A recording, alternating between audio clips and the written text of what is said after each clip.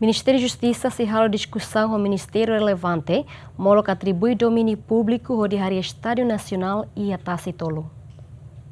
Ministro Justisa Sergio Ornai atu assunto ne relaciona ao plano governo unian nebe atu desenvolve estádio futebol fong ao campo futsal indoor e Tasi-tolu. Sergio Ornai hateten nia parte Simone relatório mai be se apresenta no halo discussão ao ministro relevante sira hodi tetu konaba comunidade nebe hela ia fatin nebe atu constrói estádio nacional ne molok halo atribuição domínio público estado unian hodi bele desenvolve atividade ne. Há uma informação completa relativamente sobre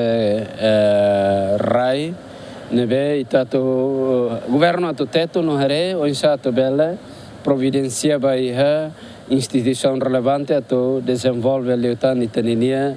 futuro estádio que futuro itan estádio nacional Timor-Leste que itabotira e a abertura foi ainda dado que itahoto acompanha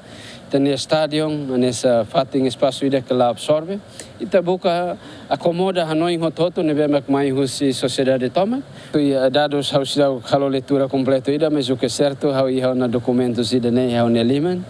hein ita discute ha ministério relevantes para que toia a conclusão ida e a admissibilidade ne onsa atu halo atribuição conaba objeto domínio público estado ida ne vai interessado sira tobele desenvolve sirania atividades obra conforme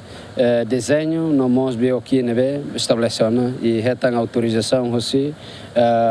autoridades relevantes. Estabelecimento construção estádio futebol fong no campo futsal indoor nebe maksai hari e Tasi-tolu ne orçamento tokon Ronolo. Lamberto da Silva, Romalo Neves, GMN.